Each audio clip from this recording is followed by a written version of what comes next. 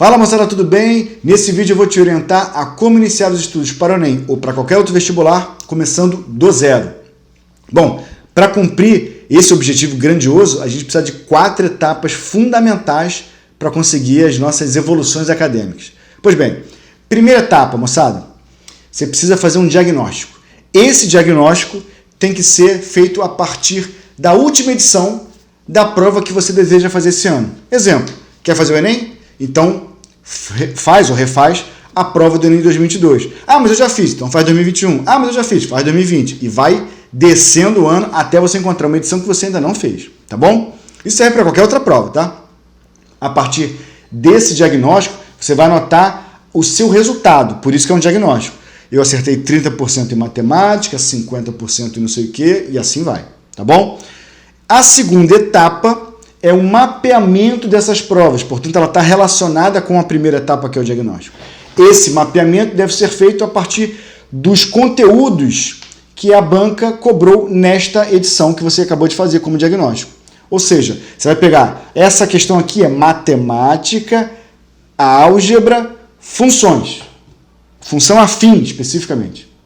Então, cada questão tem que ser mapeada de maneira bem específica. História. Isso aqui é história do Brasil como frente, período pré-colonial, ou primeiro reinado, primeira república, e assim vai. Beleza? Então, segunda etapa, mapear as provas. Você vai fazer vários mapeamentos ao longo do ano, tá? Quanto mais mapeamento você fizer, mais conhecimento sobre o que aquela banca cobra, melhor. E, portanto, lá na frente, quando você começar a fazer revisão, você começa a ter uns pulos do gato aí, tá? Começa a cortar caminho, tá bom? Terceira etapa, a gente vai fazer o início do estudo propriamente dito a partir de teorias básicas dos conteúdos. Lembre que você está começando do zero, tá bom? Então, matemática.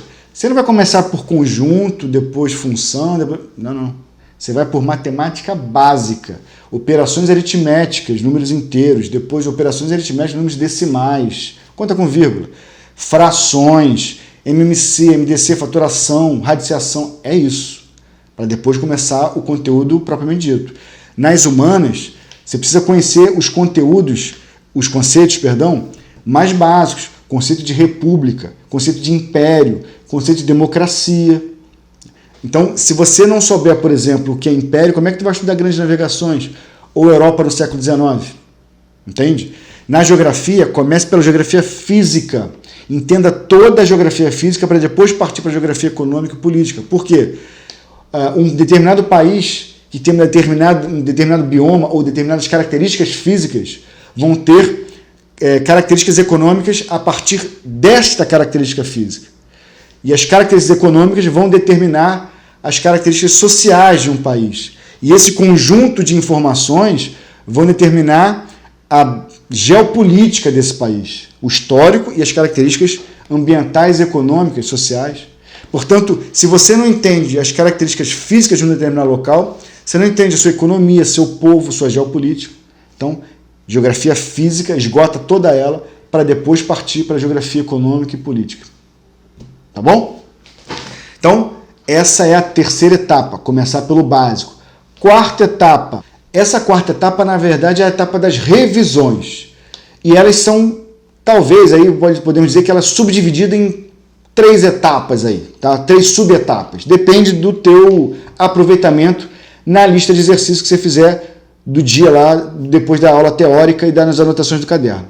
Então, se você acertou até na casa dos 50% daquela lista de exercícios, na revisão, que deve ser feita entre 24 e 72 horas depois, você precisa fazer uma olhada na teoria e refazer as questões que você errou. E, de preferência, colocar mais outras questõezinhas aí novas para refazer, tá bom? Se você acertou até 50%, no máximo ali 60%, tá bom? Se você acertou de 60% a uns 80% mais ou menos, aí você tem que, na verdade, fazer uma nova lista daquele mesmo nível e conteúdo da lista original. Tá legal? Então, se você está fazendo o Enem, vai fazer uma nova lista nível Enem. FUVEST, nível FUVEST. UERJ, nível UERJ. SPECEX, nível SPECEX. Tá bom? Se você acertou na casa dos 90 e acima de 90, aí você pode fazer uma lista híbrida. 50% da lista dos conteúdos da base, da banca que você vai fazer, 50% de Enem, se você quer Enem, e os outros 50% de um nível acima dessa banca. Então, se você está fazendo Enem, faz uma FUVEST, faz uma SpaceX, dependendo do conteúdo, né? O conteúdo de história não dá para fazer, mas da geografia dá, da matemática dá, da química dá. Faz uma prova do PISM, que é um pouquinho acima da PISM da UFJF, que é um pouquinho acima do Enem. Então procura um nível acima do Enem, tá bom? E também não faz um nível abaixo não, para esses outros 50%. Não vai fazer o ERD, por exemplo, tá? Que é muito fraco, tá legal? Então 50-50.